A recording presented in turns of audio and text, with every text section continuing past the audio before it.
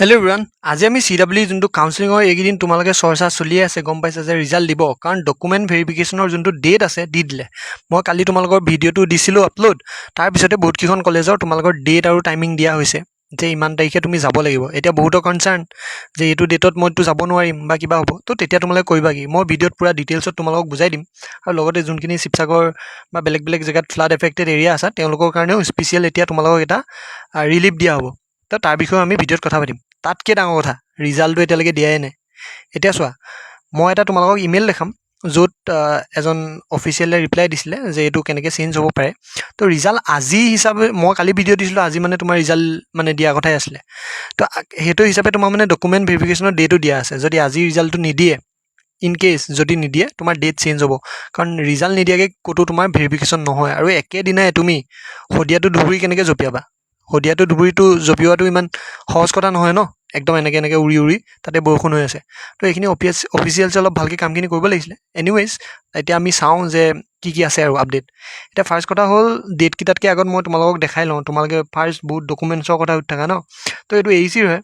তো AEC তোমালোকে FIR কৰিব পাৰা, বাকীবোৰ কলেজতো ছেমেই হ'ব, অকণমান ইফাল সিফাল হ'ব পাৰে। ফাৰ্ষ্ট এইকেইটা বস্তুৱে লাগে তোমালোকে যেতিয়া ভেৰিফিকেশ্যনত যাবা।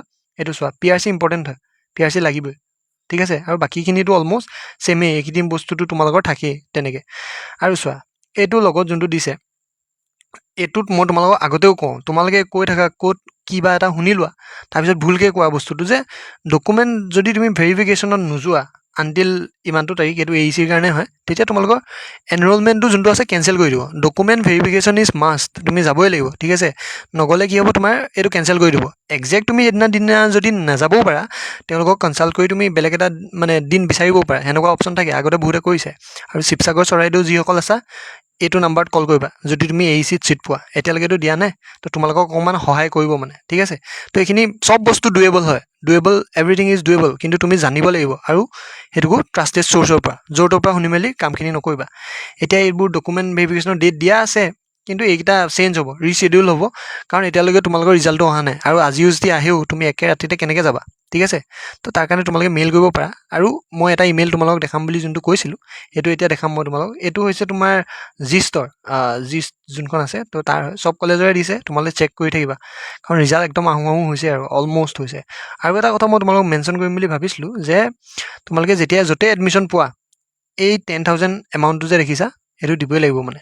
10,000 এতিয়া বহুতৰ ফাইনেন্সিয়েলি মানে ইমান নাথাকিব পাৰে ন, তো তোমালোকে আগতে 10,000ৰ এটা যোগাৰ কৰি থ'বা, কাৰণ সেই 10,000টো তোমাৰ এডমিশ্যন বুলি নহয়, এটা টকেন বুলি হিচাপে তোমালোকক ল'ব। আৰু সেইটো পিছত এডমিশ্যন যেতিয়া ফাইনেল এডমিশ্যন হ'ব, ফাইনেল এডমিশ্যন বুলি আকৌ এক্সট্ৰাকৈ এটা বস্তু হয়, তো তাতে অকণমান এডিশ্যনেল অকণমান দিবওলগীয়া হ'ব পাৰে, ঠিক আছে, বা অকণমান কমো দিবলগীয়া হ'ব পাৰে সেনেকুৱা। আৰু যদি তুমি ছিটটো নোলোৱা, তেতিয়া এইটো ৰিফাণ্ডো পায়। তো ৰিফাণ্ডৰ কথাও বহুতে সোধে যে দাদা ৰিফাণ্ড পাম নে নাপাম, তো ৰিফাণ্ড পায় মানে। তো তাৰ কাৰণে বেলেগ বস্তু থাকে, সেইখিনি মই পিছত ক'ম। এতিয়া হ'ল মেইন যোনটো আমাৰ ইমেইলটোৰ কথা আছিলে।